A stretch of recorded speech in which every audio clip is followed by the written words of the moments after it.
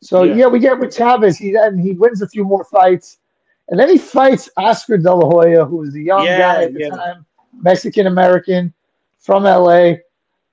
It was, the young guy versus the old guy.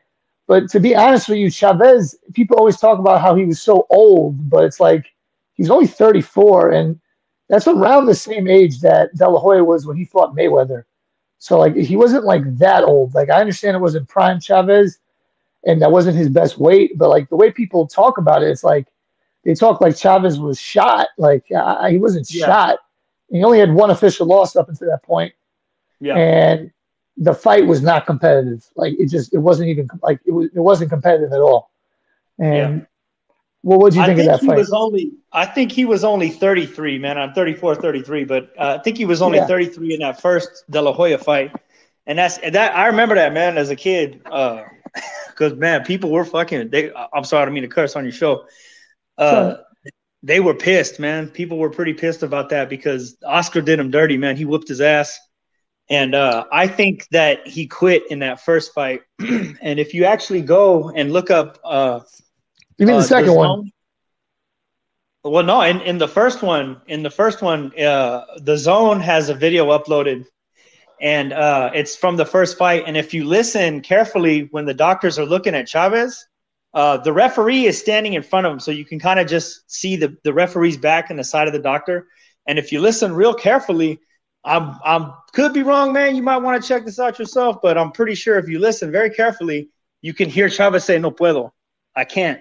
So I It was think, a cut, right? It was yeah, he had a cut, and whether it was opened up in sparring or wherever it came from, I don't know, man. But that's not the point. The point is, if you're gonna put this guy on the pedestal and say he's the ultimate supreme God warrior, then yeah, he should fight Gladiator. through them.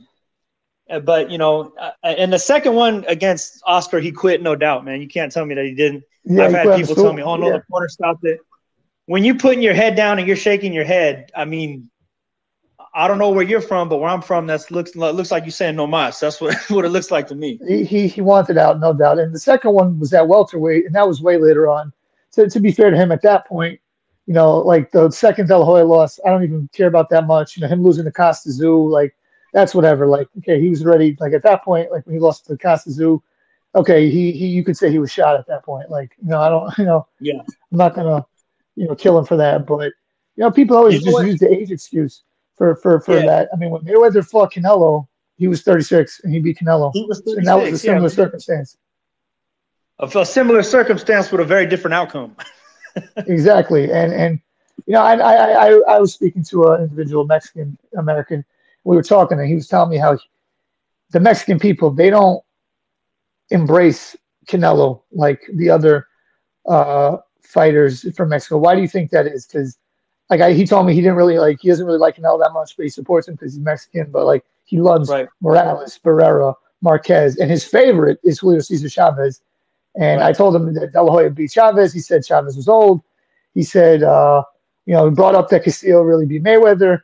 And he said that Chavez would beat Mayweather in a hypothetical fight, which we can get into. But why do you think people don't embrace Canelo so much, Mexican people? Uh, I think they don't embrace him so much because I know what you're talking about.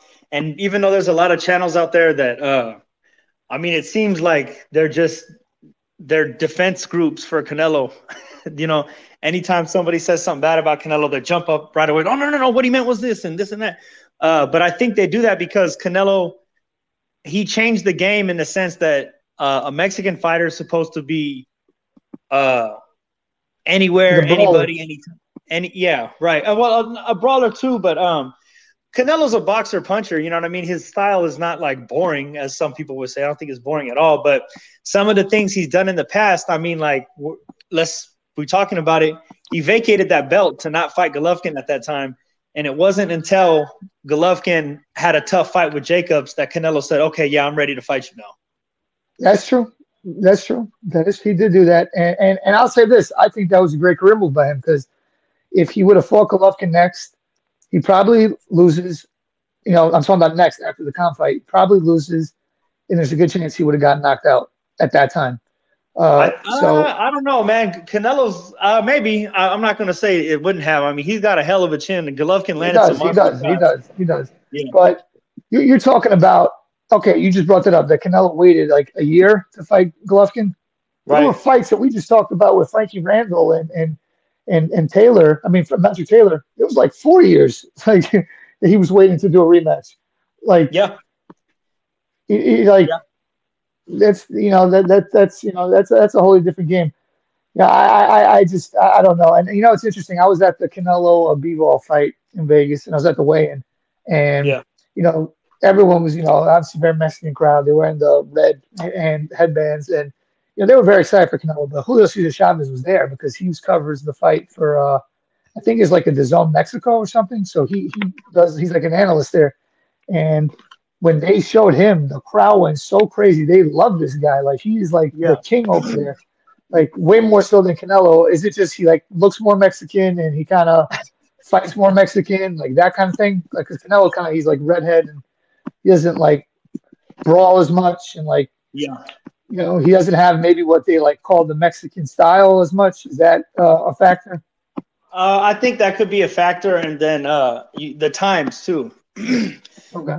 because Chavez has been established as like he's got this aura, you know what I mean, about him, like that he's just this untouchable god, and part of that was Don King, you know what I mean, like we talked about earlier, him managing them the right way and creating this image, you know what I mean. It's not completely fabricated, but people have just been told from generations that, oh, Chavez did this and did that and did that. But the thing is, like I said before, we didn't have the same access.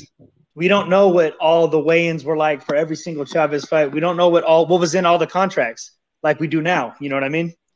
I hear you. No, I hear nowadays, there can be something so minute in a contract like, oh, there's no rematch clause.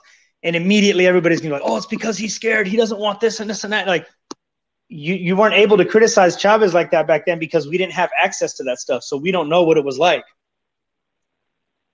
No, it's a great point. It's very true. And